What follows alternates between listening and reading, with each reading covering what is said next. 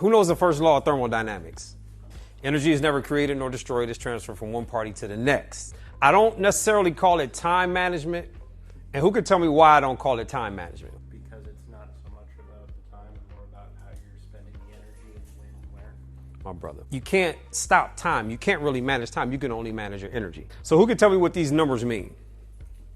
The same 24 hours you had yesterday, the same 86,400 seconds you had yesterday, the same 1,440 minutes you had yesterday, I had too. Your day is divided into 4 quarters. And I want y'all to tell me when you're the most productive. How many of you all have said or used the word busy before? So you say I'm busy. What does that really mean? Occupied with what though? There isn't enough what? There isn't enough time. So you said, I don't feel like it. What'd you say?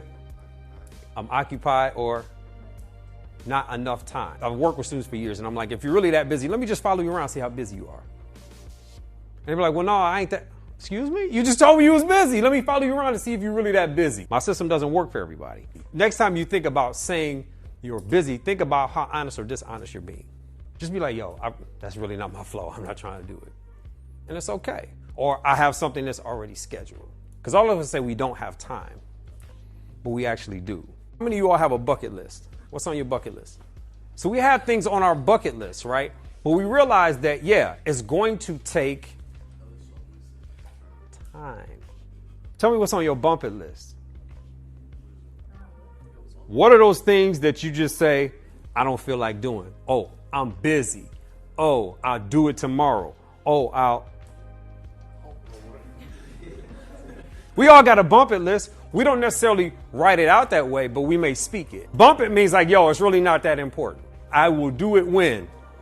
Later. Because when we talk about energy management, there are 2 things that happen. It's either disorganization or procrastination. How many of y'all are more in the disorganization pile versus the procrastination pile? Come on. Thank you, fellas. I appreciate it. So that means for the procrastination, that's everybody else. Now, don't procrastinate to raise your hand. Okay, just say, come on, procrastination, right? Procrastination, this is what we do. Just do it tomorrow. If you're having problems managing this whole thing called college, procrastination is going to happen. However, you can be organized in your procrastination. Because a lot of students have asked me for the longest time, what's the difference between high school and college? You just have more time to waste. We talk about really managing your energy. It really has to do with what is a priority. We talk about the bump it list and the bucket list. Now, what was the last goal you wrote down? Here's the beautiful thing. I'm glad a lot of you all didn't raise your hand because everybody's system works differently for everybody. Here's the thing about your generation. You all have never not known the internet. You've never not known computers. Some of y'all, you have never not known smartphones. And smartphones and technology help us do a lot of great stuff.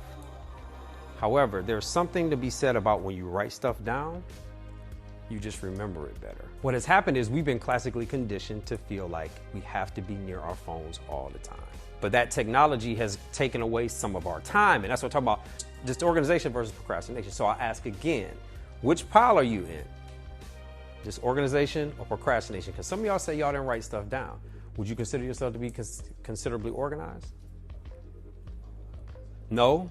So if you're not organized, eventually something or someone is going to be affected by it.